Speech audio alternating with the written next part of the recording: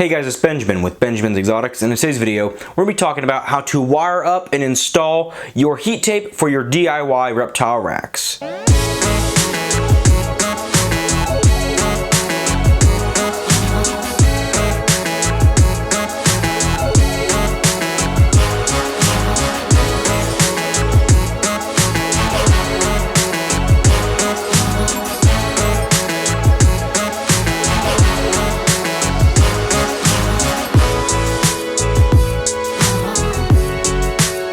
So these are all of the base materials and tools that we're going to need for today's project. So first of all, good pair of scissors, nothing fancy, just something that can cut through relatively thick material with ease.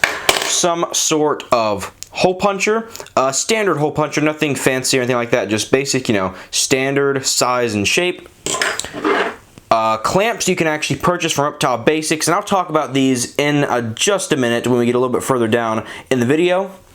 You're going to need the wire connectors that you actually purchase from reptilebasics.com. The rivets that should also come with your kit. So we have basically the male and female, if that's what you want to call them. So the shorter ones and the longer ones. You're going to want to have either of these, which are basically a sticky connector, or some sort of electrical tape will also work fine. And then for the end of the project, we're going to need the metal tape is what I would recommend to use. And then of course, the actual heat tape itself. So the first thing we want to do is actually make a hole punch with our hole puncher on the heat tape for our initial connections with the wire. So I'm just using, again, standard hole puncher. I think you can get these for like $1 at the dollar store, something like that. And this is just my own tip for you guys. I don't know why this works better, but it does. Don't punch it from the bottom like this. In my experience, if you actually take this and you basically do it upside down, I know it's a little bit weird, a little bit awkward, but if you do it like that, for whatever reason, it normally will punch it with one hole, or sometimes you have a little bit of this stuck on the back. This is very thick material, and unless you're using a very heavy-duty hole puncher, I found that going like this upside down normally helps not have so many problems with excess material getting stuck, but if it does, basically just pull it off like so. So we have two pretty good holes. Again, kind of try to get them lined up with the black. If they're a little bit off like these are, it's not too important.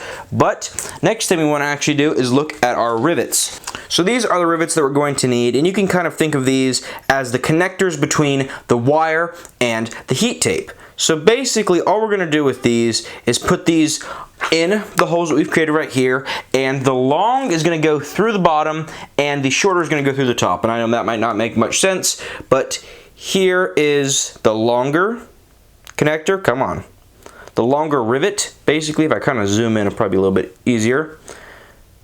That is the longer rivet, and this is the shorter rivet. This right here is going to actually be going through the bottom of our hole we've made. So we're going to come through the bottom, right like this, underneath of the, whatever material you want to call this, the copper basically, that you do not have on the bottom. We're going to come through the bottom, so this is sticking out right here. And then we're going to take our, I would call it a female rivet, the one that's a little bit shorter, and put it on just like that. So the rim, basically the broader part is on the top. You can kind of see with this.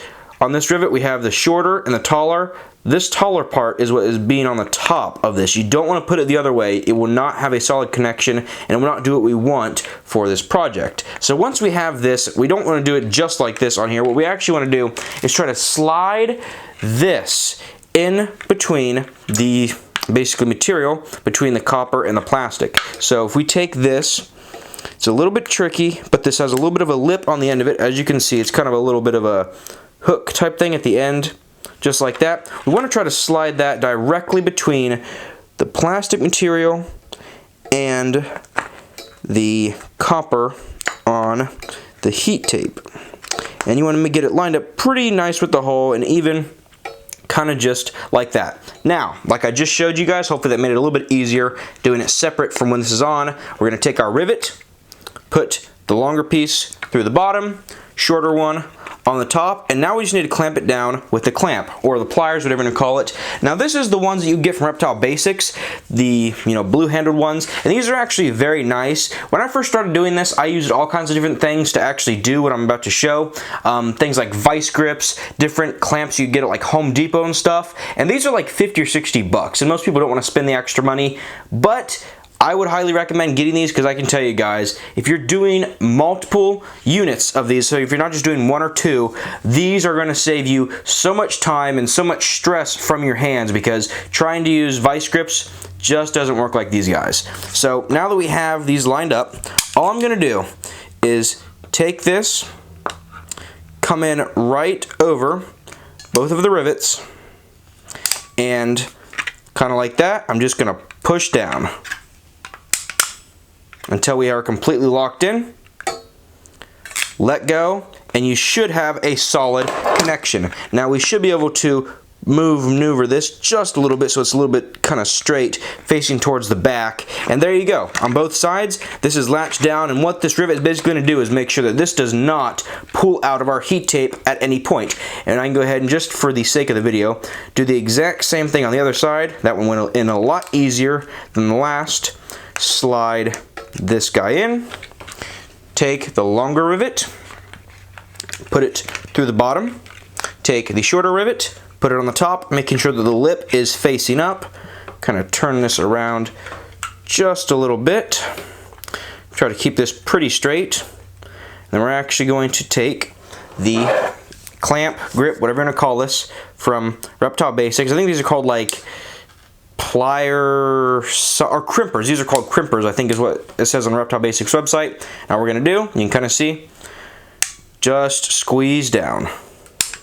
You hear it basically have the mechanism inside go, just like that, and boom, completely flat. If you want to do it one or two more times just to make sure that it is a really good solid connection, you can. It's not going to hurt anything, but these guys do wonders for hooking these on. And again, you can probably turn it just a little bit, making it face the back a little bit more even, and there we go. So the next step is actually to be insulating these, because the last thing we want to do is actually plug this directly into the wall as it is, because if you plug this into the wall and then you touch this piece or this piece, you're going to be in for a very unpleasant shock, if you know what I'm saying.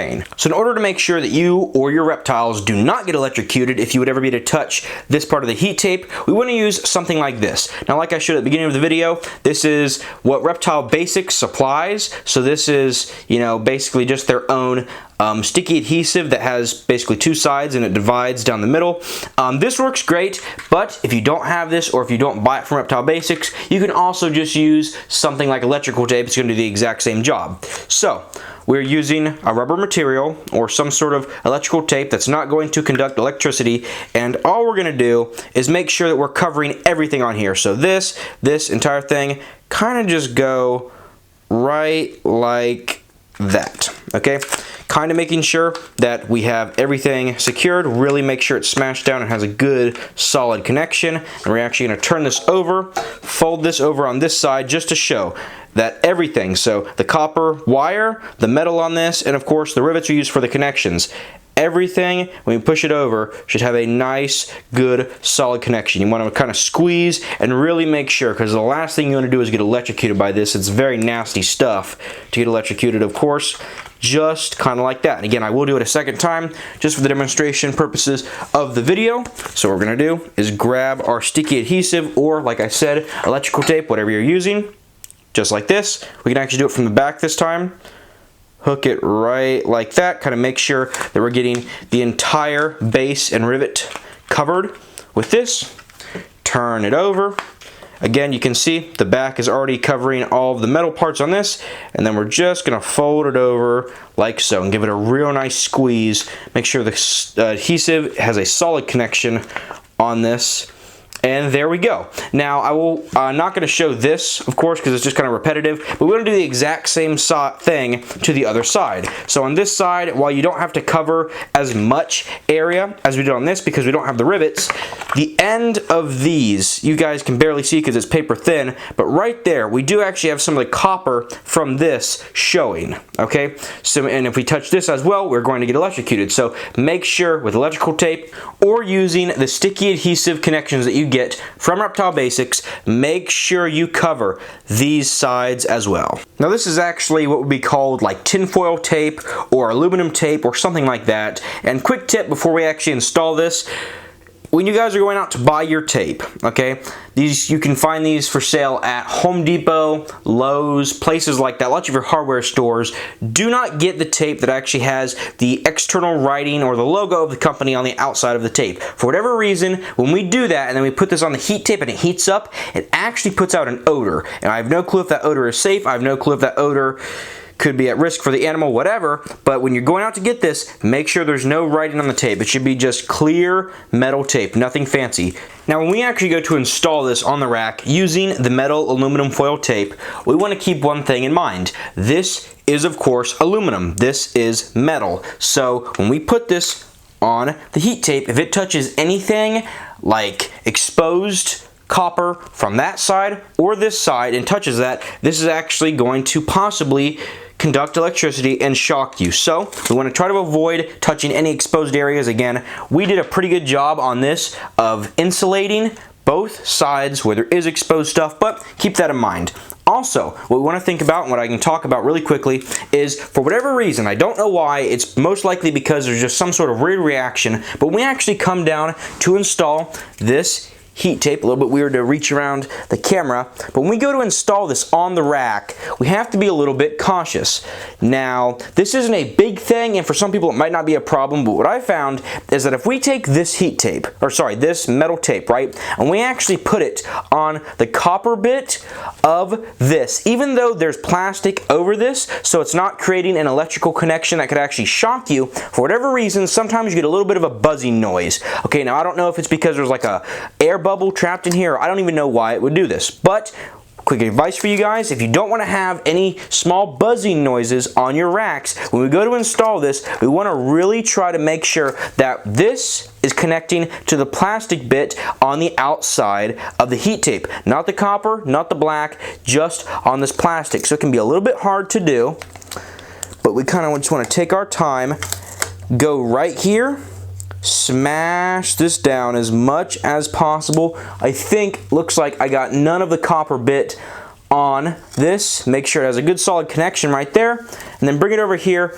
and smash it down. And as you can see, we want to do that. I'm not going to do it for this video because it's going to take too long and I'm not actually doing this entire board, but just like that. Now, like you guys can see, unlike most other tapes, so things like duct tape, boxing tape, any tape like that, when the tub actually rubs over this, you see how the tape's not coming up? When the tub does rub over this tape, it's not going to wear out over time, okay? It's not going to give you any sorts of problems. It's going to run right over this tape and not have any problems whatsoever. And of course, because we actually have this routed into the board, it is not going to come in contact, at least hopefully not, with the heat tape. And again, not touching this, so you shouldn't have any problems with buzzing or any sort of weird noises that you do not want to come from your heat tape. So hopefully this gives you guys a pretty good idea of how to do this with the connections, popping the holes, putting your rivets in, all that stuff, and then finally connecting this on to the board on your rack. So overall, I hope you guys did enjoy and most importantly benefit from today's video. If you liked the video, make sure to like, comment, and subscribe. Until next time, thanks for watching and I'll see you guys in the next video.